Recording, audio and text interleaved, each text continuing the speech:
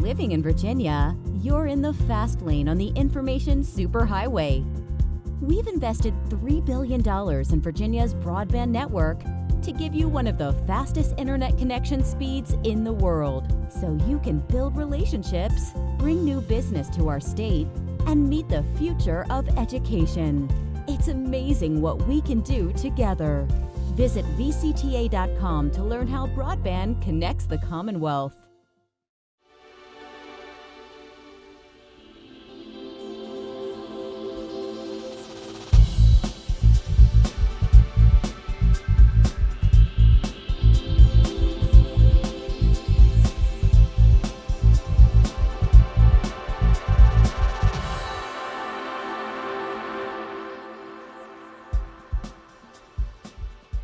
From the General Assembly and the City of Richmond, I'm Woody Evans for Cable Reports, brought to you by the VCTA Broadband Association, connecting Virginians to their government. We're so pleased to have Senator Joe Morrissey with us. Good to see you. Woody, it's good to be back with you. It's been a while. You look great. Thank you. You do too. And we were in the basement the last time we talked.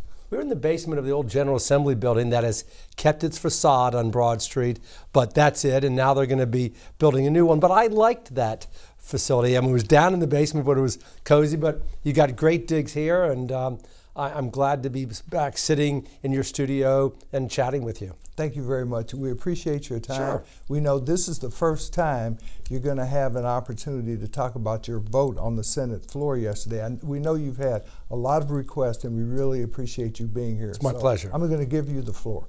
Well, yesterday it's a controversial bill because so many people are passionate about it, and they are sincere in their position. The bill that was passed yesterday by the Senate on it was a 2020 vote. I voted against rolling back the abortion laws. The Lieutenant Governor broke the tie, and the bill passed. But here's the thing that I took away from that. Jennifer McClellan's bill loosened some of the restrictions dealing with who could give an abortion, a nurse practitioner, whether or not explanations had to be offered to the woman, whether or not she was told that you can revoke consent, you can still speak to your doctor, those type of things. I thought many of those were very practical, and that's why I voted against the bill. And I'm also very aware that one's religiosity enters into the equation, and I've been very candid we may have even touched on this subject when you interviewed me when I was in the House of Delegates. I am pro-life. I believe in the sanctity of life. I also believe that government shouldn't be telling either men or women what to do with their body.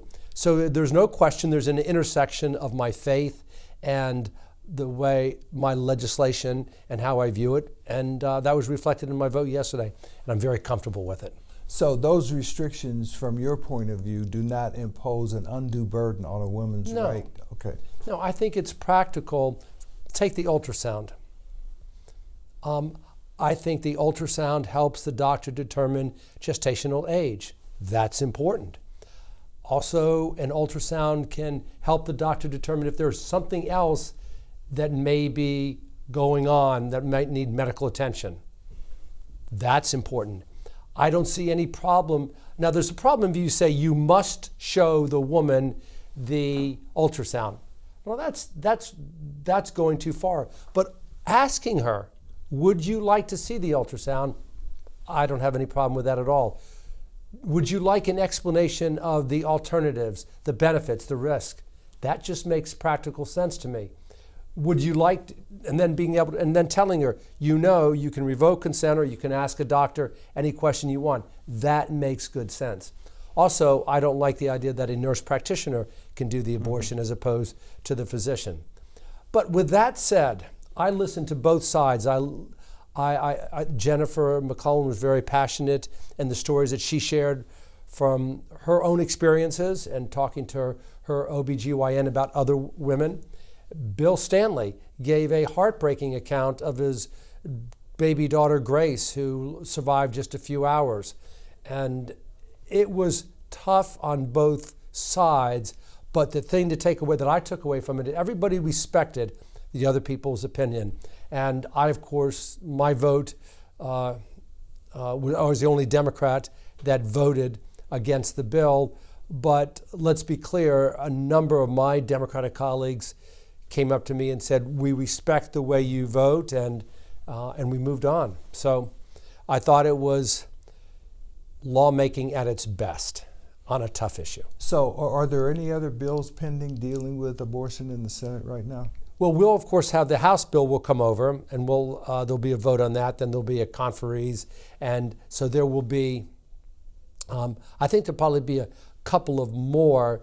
I don't know if the House bill will be even less restrictive or more, but we're going to have that vote, and then because the two bodies may have some differences, then there'll be a conference. But the takeaway yesterday is that abortion laws have been loosened here in the General Assembly, and depending on the side, you're either a champion and yay, or you think that it's bad. But I respect everybody else's opinion. And again, somebody said, was it a real tough vote for you? Not tough tough to listen to the heartbreaking stories on both sides, but I'm very comfortable in the decision that I made. And it shouldn't have surprised anybody, because when I was campaigning, I didn't, and on my own radio show, I let it be known that I'm pro-life. I believe in the sanctity of life. And that is not only at the beginning of life, but at the end of life. So I'm going to be looking to those Republicans on the other side, and this will be a good segue into the death penalty. When that bill comes up, I'm opposed to the death penalty.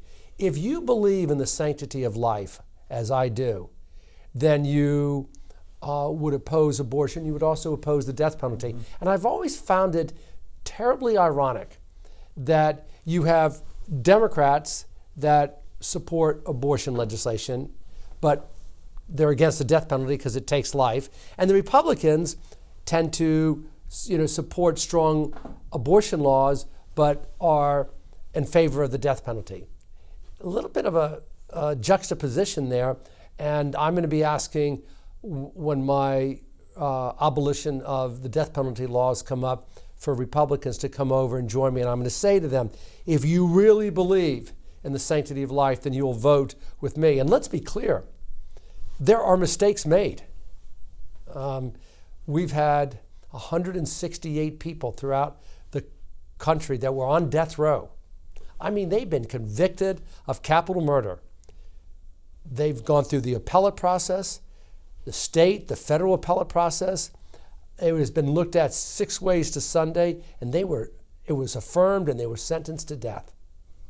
And then DNA evidence showed that they were innocent. Now, let's be clear. That's when the prosecutor came back and said, we got it wrong. Stop, put the brakes on. And that's tough for a prosecutor to say. Sure. But but it was incontrovertible evidence that we got the wrong person because DNA, evidence became advanced. Now follow me on this. That's 168 people that were taken off death row. They were innocent because you could measure it with empirical evidence, DNA. What about the other people that were convicted because of false identification? And the number one cause of injustices, i.e. people being wrongly convicted in this country, is a false identification. You can't measure that with science. Or what about the people who were executed before we had DNA available? Exactly. And the point is that everybody agrees mistakes are made. Certainly 168 of them that we know of because we can measure it. Isn't that reason enough to say that we should abolish the death penalty? I think it is. And I think Virginia will be the 22nd state to abolish it. You know what you might hear from your Republican colleagues is that the distinction between abortion and the death penalty is there's an innocent life. I'm sure you've heard that before. I have, but I just rebutted that. Yes. The innocent life, certainly with the unborn babies. But I just gave you an example of 168 people that were innocent. We had 2 people in Virginia that, Earl, I forget his last name, I'm having a moment. His first name was Earl, who was on death row and came within a couple of days of being executed, all right? 118 people in Virginia have had their first-degree murder convictions reversed. But those people were innocent. Those people had no prior criminal record. A person was sentenced to die in the United States and in Virginia, and we got it wrong. So I would tell my Republican colleagues, those people are innocent. And so I'm going to be asking for a moratorium on the death penalty unless and until we do a comprehensive study about it. Great. Well, we'll keep track of that as well. And I'll come back and I'll chat with you about it. Good. Minimum wage. I know that's something you've pursued during your career. It is. And I'm first of all, thank you for remembering that. And I'm amazed that with all the 140 legislators plus more that come and go, that you're able to remember the very nuances of different legislators. But thanks for remembering that. Yes, I've been pushing a minimum wage increase ever since I was in the House. I've introduced legislation now to increase the minimum wage to $15 an hour incrementally, over the next 6 years. And here's the thing. We started the minimum wage in 1938, 25 cents an hour. We've had, over the last 81 years, we've had 27 increases in the minimum wage, and now it's at $7.25 an hour. Not that much. I don't know anybody in this room or the production room in this building that could live on $7.25 an hour, even if they're working 50 hours a week, much less a family. I mean, how do you do that? So I'm in favor of increasing it to $10 an hour very soon, and then $1 increase a year for the next 5 years. And I think the proof is in the pudding. The United States has built the largest middle class in the world, and we did it on the basis of increasing the wages in our country for our workers. And we are falling behind, and it's time to increase the minimum wage. And I'm going to really push hard for that legislation, Woody. So what are some of the arguments that you hear from your Republican colleagues besides let the market determine the wage? It's going to hurt us in rural areas. You shouldn't impose it on a statewide basis. It's going to hurt small businesses. I'm sure you've heard all of those. Sure. Well, take it in the market. I'm a huge supporter, and I majored in economics at the University of Virginia, and I believe in supply and demand. I believe in market forces controlling where resources are directed, wages that are paid, etc. However, there's some times where government needs to intervene, and they need to intervene for the betterment of society, and one of that is these wages. Are there people out there that would work for $7.25 an hour, particularly folks in our immigrant community? Sure, because in their country, they're making $1 an hour. This is 7 times that. They're rich. You follow me? Gotcha. But we're better than that as a society. And if you believe, as I do, that if you lift the bottom half of society, then you've lifted the entire society. The worst thing that can happen to a community, a state, a country is have a division, and a widening division between the wealthy and the poor. That's when that society is going to begin to crumble. Sure, the top half might be getting richer and richer and richer and have all the luxuries in the world. But if that bottom half, if that difference right there gets wider and wider, then the society will eventually crumble. The closer we keep that together, and this is not coming from any socialist or liberal standpoint. I am a businessman. I've been signing the fronts of checks for 30 years. I know how to run a business, establish a budget, keep the lights on, keep my employees employed, benefits given to them.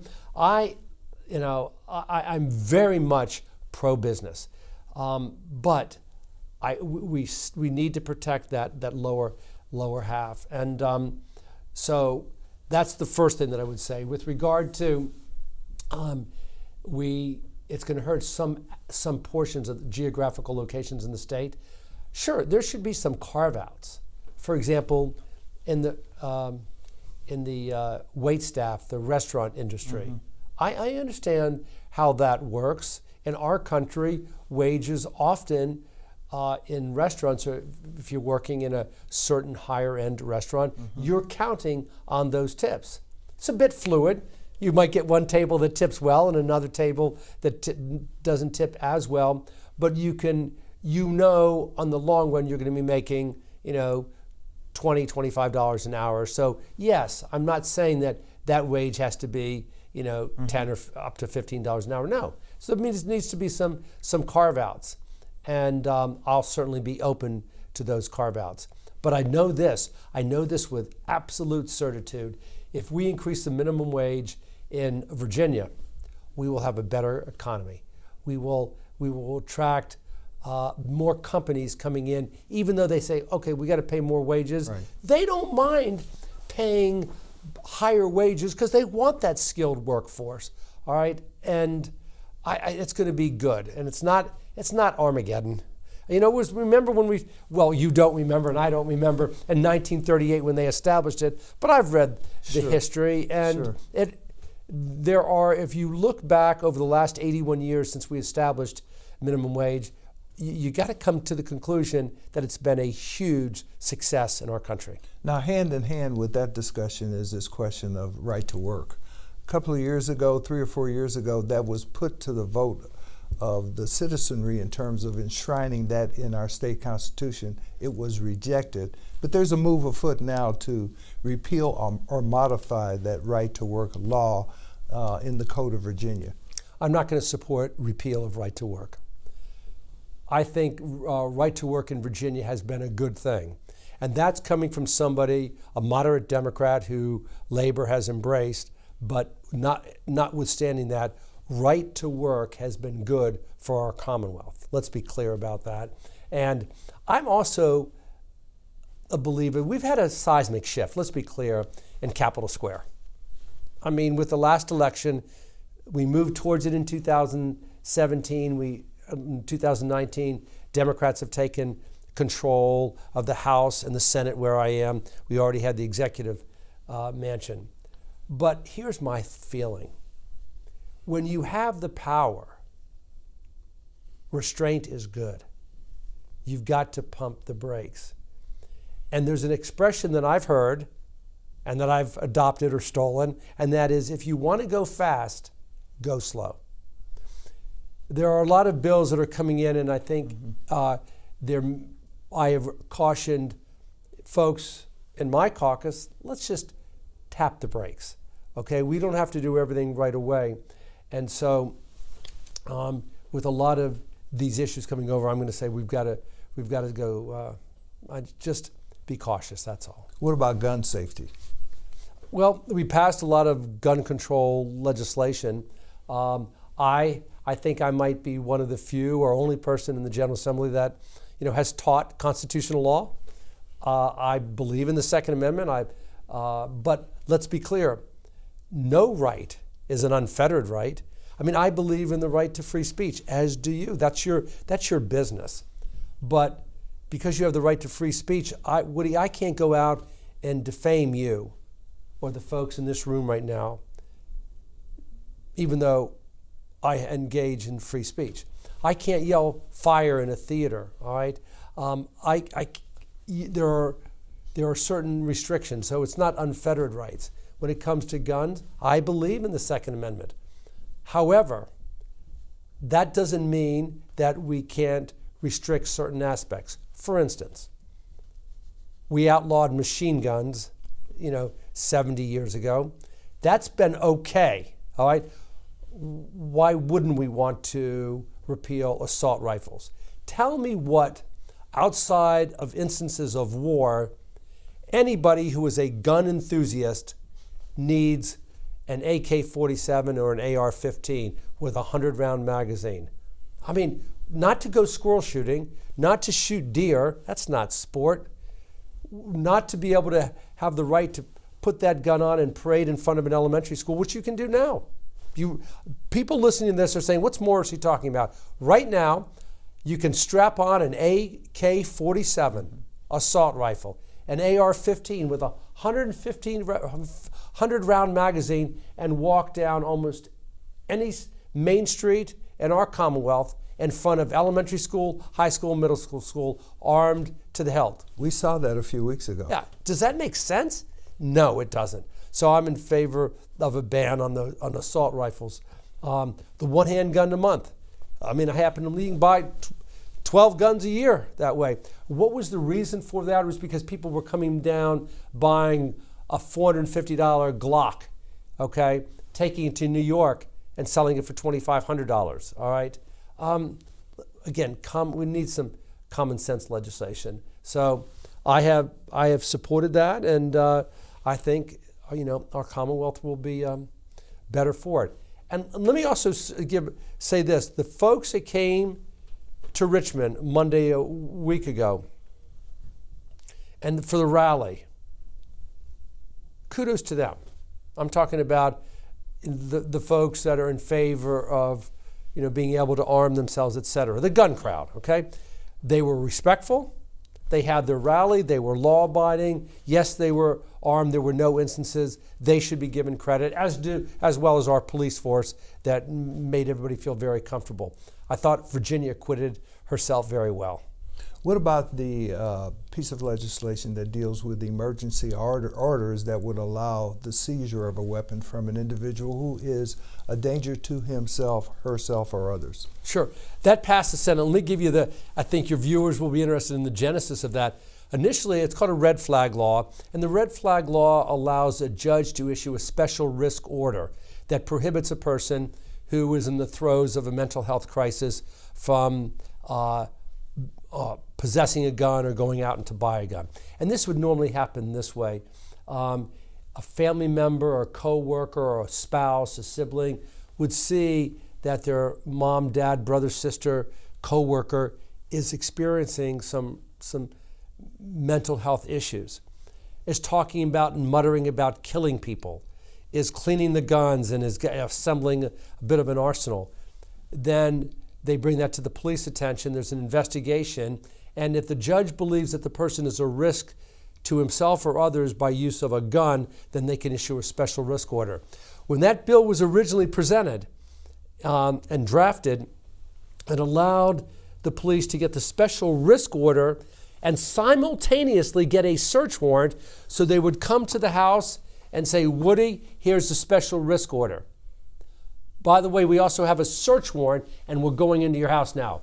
And I said, that's wrong. To my caucus, I said, that's a violation of the Fourth Amendment rights to be free from unreasonable searches and seizures.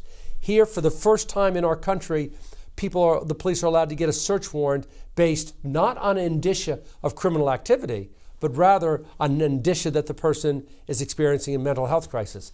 That turns the Fourth Amendment on its head. And I explained it to my caucus. And one by one, they agreed with me. And we rolled that back. And we took that out of it now. So now it's actually, despite the rhetoric, you've heard of a TDO, a temporary detention order, yes, where you actually take the person into custody. This is TDO light. If the person is experiencing a mental health crisis, they give them the order, and they go on the door. And they said, listen, do you have any guns? And the person says no. Or the person says, get out of here. You can't, that's it. You walk away. It's only after you've given them the order that a family member calls back up and says, listen, you've given them an order that said no guns. They're down there in their bedroom, cleaning that AK-47 right now and muttering about how they're going to, kill people. Now there's indication of criminal activity. And you have probable cause. Exactly. Because you're violating the order, now you have probable cause to go get a search warrant. I thought very, very practical. The rhetoric got, loud on both sides, but it's good legislation. Another major issue that the General Assembly is facing is redistricting. And of course, last year, when you weren't here, there was a constitutional amendment passed that has to be passed once more in identical form to create an independent bipartisan redistricting commission. Yeah. What's going to happen? Well, first of all, last year at this time, I was sitting in your seat and I was telling my listening audience, the single best piece of legislation that was passed this year is the bill that created the Redistricting Commission. Let's back it up. At the time, the Democrats were not in control, and the Democrats, and joined by Republicans, said, we need a redistricting commission that draws the districts. Take the politicians out of it. This commission draws the districts, and it draws it in a fashion that you have communities of interest. They're compact, they're contiguous, they're consistent with the Constitution of the state, and in other words, it prohibits gerrymandered districts. Democrats were all in. Republicans came along. A credit to both sides. Best piece of legislation they passed. Fast forward a year, the Democrats have now taken control, and there are some mutterings out there that, well, maybe the Democrats will walk that legislation back now that the Democrats, of which I'm a member, have the power. Maybe we don't want that redistricting commission because we now have the power and we'll draw the districts that will protect us. That's wrong. And I will you thought maybe I put a foot down yesterday. Wait, if there's any movement to roll back that redistricting commission so that the Democrats can take the power and continuing this insane act of gerrymandering, I will be speaking out forcefully against it. Is there any way to address their concerns by enabling legislation? I know there's concerns about the makeup of the commission and the fact that ultimately it goes to the Virginia Supreme Court. I mean, the commission is a 16-member commission. It is composed of citizens, some legislators. There's a real effort to take the politics out of it. Let me give you an example. I represent, when I was in the House of Delegates, I represented Hopewell, Eastern Henrico County. Now, in between that was Prince George. They wanted to connect Eastern Henrico County, which was a Democratic stronghold, with Hopewell, which was a Democratic stronghold. But what's that? Right in the middle is Prince George. So you know what they did? There was a line drawn along the coast of the waterway in Prince George linking me up to Hopewell. Now that was great for me because I had strong Democratic bases in those two areas. But I represented Prince George in the Virginia General Assembly. I just didn't represent any voters. That's the insanity of gerrymandered districts. And so, listen, put the communities together. Is it going to upset some politicians? Yes. Will some politicians lose their seats? Yes. Would I lose my seat possibly? Maybe. Okay. I mean, right now I represent South Richmond and Churchill and then a swath of Chesterfield County, all of Petersburg and Hopewell. Guess what they skip over? Colonial Heights. Colonial Heights. And that's not right. Put the districts together, and if you add Colonial Heights to that, might I lose my seat? Possibly. Fine. Fine for the person that wins, maybe not so fine for me. But what's happening is that the commission is drawing the district, not the politician. It would be wrong if I tried to draw and influence a district that protected me. Great. We're going to have to end it there. Thanks for being with us, Senator Joe Morrissey. Thank you for having me. Thank you for watching Cable Reports, brought to you by the VCTA Broadband Association. Until next time, I'm Woody Evans.